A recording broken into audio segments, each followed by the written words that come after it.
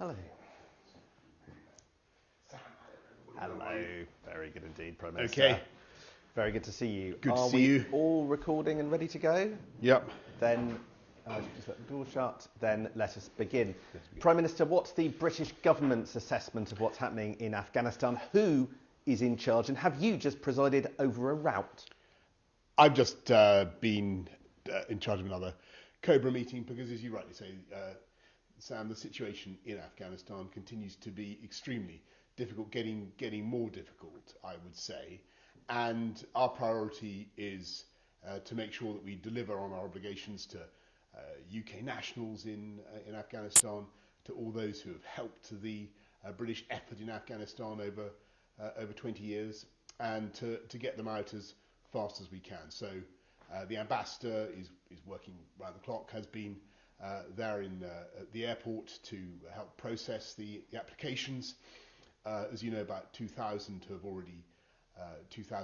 Afghans have already left and come to this country under our resettlement scheme, and we're going to get as many as we can out in the next few days. But plainly, the situation remains very difficult, and it's clear that there is going to be, or there is going to be very shortly, a new government in Kabul, or a new political dispensation, however you want to put it. And I think it's very important that the West collectively should work together to get over to that new government, be it by the Taliban or anybody else, that nobody wants Afghanistan once again to be a breeding ground for terror, and we don't think that it's in the interests of the people of Afghanistan that it should lapse back into that state, that pre-2001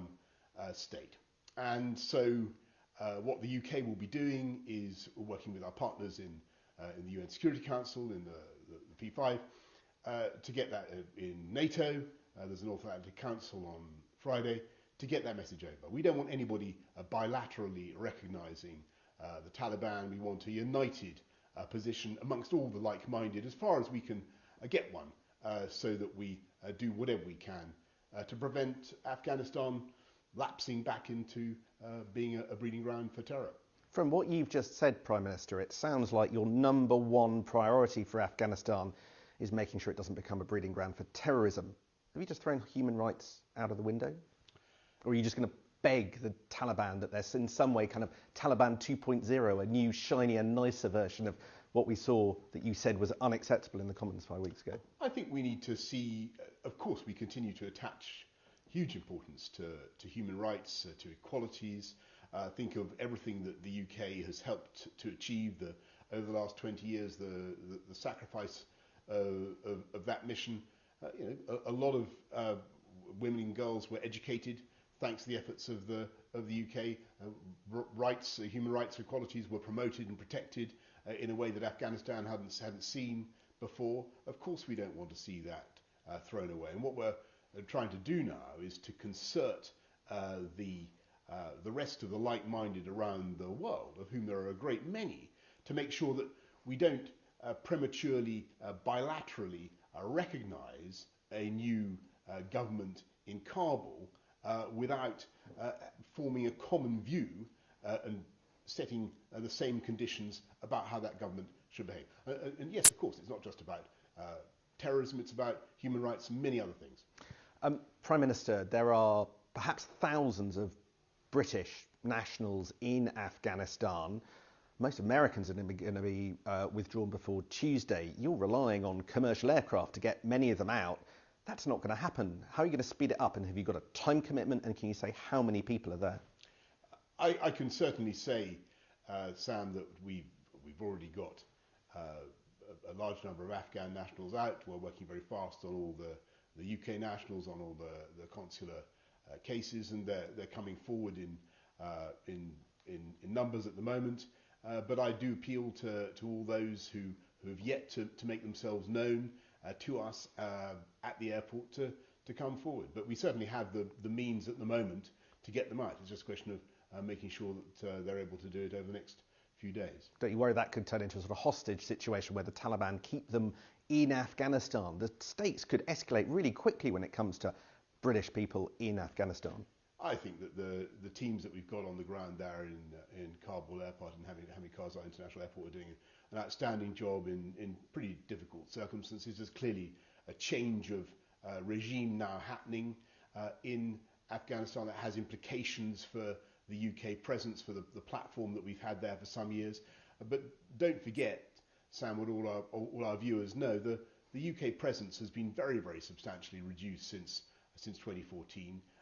The numbers of UK nationals there are not enormous, and of course the vast bulk of the embassy staff and the officials there are already now outside Afghanistan. But what we'll do is we'll keep going with the teams that we have to process as many applications that we have in the time available. But more importantly, I think, is this international effort now to make sure that we bring the world together, bring the UN Security Council together, the North Atlantic Council, to look at the situation, to look back at 20 years of effort and achievement in Afghanistan, and to make sure that we don't throw those gains away.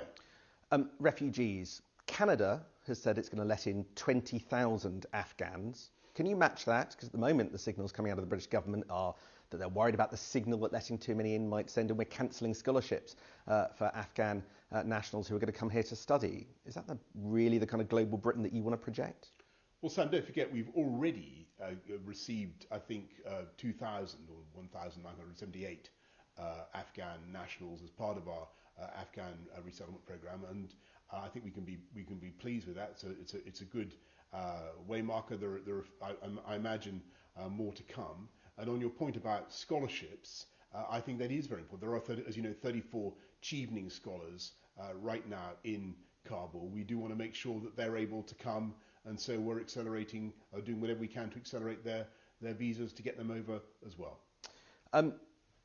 This has caught you by surprise, hasn't it? This wasn't predicted, the fall of Afghanistan, when you did your statement on July the 8th to the House of Commons. What have you got wrong? I think if you look back at that statement, I'm afraid it was very clear from what I said that the situation in Afghanistan was going to change, and that we needed to reflect on that. You honestly saying you expected to be standing here today giving a statement like this quickly? I think it's fair to say that the US decision to pull out has accelerated things, but this has been in many ways something that has been a chronicle of an event foretold. We've known for a long time that this was the way things were going, and as I said before, this is a mission whose military component really ended for the UK in 2014. What we're dealing with now is the very likely advent of a new regime in Kabul. We don't know exactly what kind of a regime that will be. What we want to do is make sure that we as the UK pull together our international partners, our like-minded partners, so that we deal with that regime in a concerted way. Finally, we've had cabinet ministers on holiday, critical cabinet ministers to this question, like Dominic Raab, away over the last few days. Now it's all coming to a focal point because you've asked for Parliament to be recalled. Is it the duty of every MP to attend Wednesday's debate? I think that it's an important moment for the country, in the sense that this has been going on this is a commitment that's been going on for 20 years. Remember, we went into Afghanistan 20 years ago because America was attacked, and America decided to invoke Article 5 of the NATO treaty, appealing to all America's allies to mutual defense and to come to help solve a particular problem of the Al-Qaeda presence in Afghanistan. And to a very large extent, we did help America solve that. And there's been no Afghanistan-originated terror, or very much less Afghanistan-originated terror on the streets of the West, thanks to that effort. What we're seeing now is the end of that American and therefore that Western mission. It is an important moment. It's a big moment. I think it's right that Parliament should debate it, and that MPs will want to have their say. it's also, of course, probably a logistically difficult moment for many MPs who would have made long-standing commitments, Sam. But as you know, the wonders of Zoom technology are there. And if MPs cannot get in person into the House, then I'm sure that they'll be wanting to tune in and express their views. But the many MPs who have expertise in this matter will, I'm sure, want to, and there are a great many, and many who've actually served in Afghanistan, who I'm sure will be wanting to get in and debate in person. Thank you. Thank you.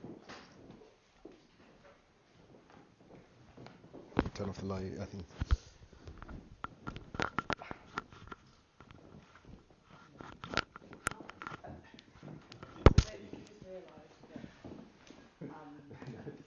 He saw my facial expression. Yeah, I don't think he. Yeah. Oh well. I bet you he knows. Yeah.